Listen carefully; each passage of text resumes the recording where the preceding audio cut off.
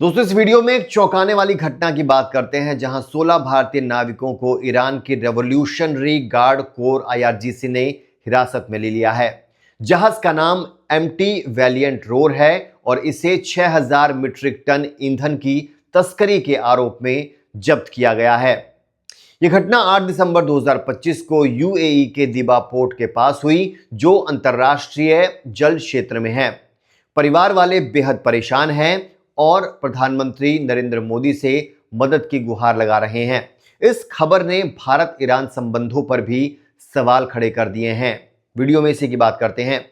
घटना की डिटेल आपको बताते हैं, कब ये कैसे हुआ। आईआरजीसी की नौसेना ने जहाज का पीछा किया, हवा में गोलियां चलाई और बोर्डिंग की। जहाज पर सवार 16 भारतीय क्रू मेंबर्स को गिरफ्तार किया गया। कुछ रिपोर्ट्स में यह कहा गया है कि 10 क्रू मेंबर्स को जेल में डाला गया है, जबकि 8 को जहाज पर ही सीमित रखा गया है, जहां खाने पीने की कमी बताई जा रही है। ईरान का दावा है कि जहाज में 6000 मीट्रिक टन ईंधन तस्करी के लिए था, लेकिन क्रू मेंबर्स और उनके परिवार इसे झूठा आरोप बता रहे हैं। कुछ सोर्सेज में ईंधन की मात्रा 60 लाख लीटर या 40 लाख लीटर बताई गई है, लेकिन मुख्य रिपोर्ट्स 6000 मीट्रिक टन पर फोकस करती हैं। अब क्रू मेंबर्स की डिटेल्स आपको बताते हैं। इन 16 भारतीय नाविकों में थर्ड इंजीनियर केतन मेहता जैसे लोग शामिल बताए जा रहे हैं। केतन के पिता मुकेश मेहता ने बताया कि आखिरी बार 31 दिसंबर 2025 को बेटे से बात हुई थी। केतन का फोन छीन लिया गया और अब वो एक साथी आइलर पोथी दिवाकर के जरिए संपर्क कर रहे हैं। परिवारों का कहना है कि क्रू मेंबर्स निर्दोष हैं और ये एक गलतफहमी या फिर राजनीतिक खेल हो सकता है। बाकी क्रू मेंबर्स भारत के अलग अलग राज्यों से हैं और उनके परिवार वाले गहरे सदमे में हैं।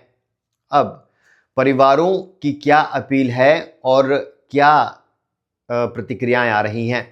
केतन मेहता के माता पिता ने पीएम मोदी से अपील की है कि उनके बेटे को बचाया जाए। वो कहते हैं, हमारा बेटा निर्दोष है, उसे जल्दी रिहा करवाएं। बाकी अन्य परिवार भी सोशल मीडिया और मीडिया के जरिए मदद मांग रहे हैं।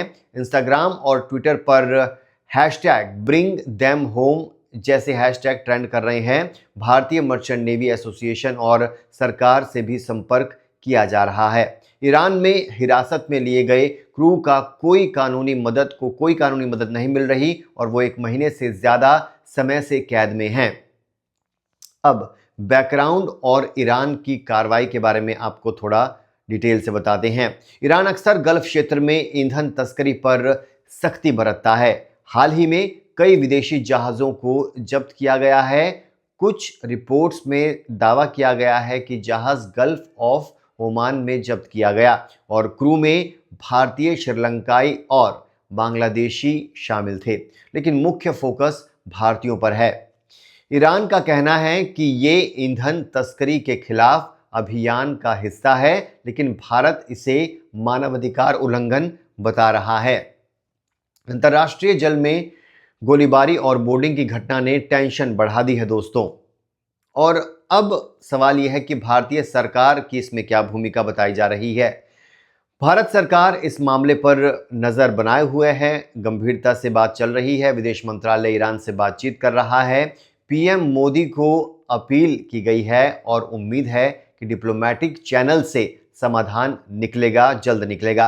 पहले भी ऐसे मामलों में भारत ने अपने नागरिकों को सुरक्षित निकाला है, जैसे कुशक द्वीप मामले में, लेकिन अभी तक कोई आधिकारिक बयान जारी नहीं किया गया है, जो परिवारों को और चिंता में डाल रहा है। दोस्तों, अपील क्या की जा रही है? दोस्तों, ये घटना हमें याद दिलाती है कि हमारे नाविक कितने जोखिम भरे काम में लगे हैं। हम ये उम्मीद करते हैं कि जल्दी ये 16 भारतीय सुरक्षित घर लौटेंगे।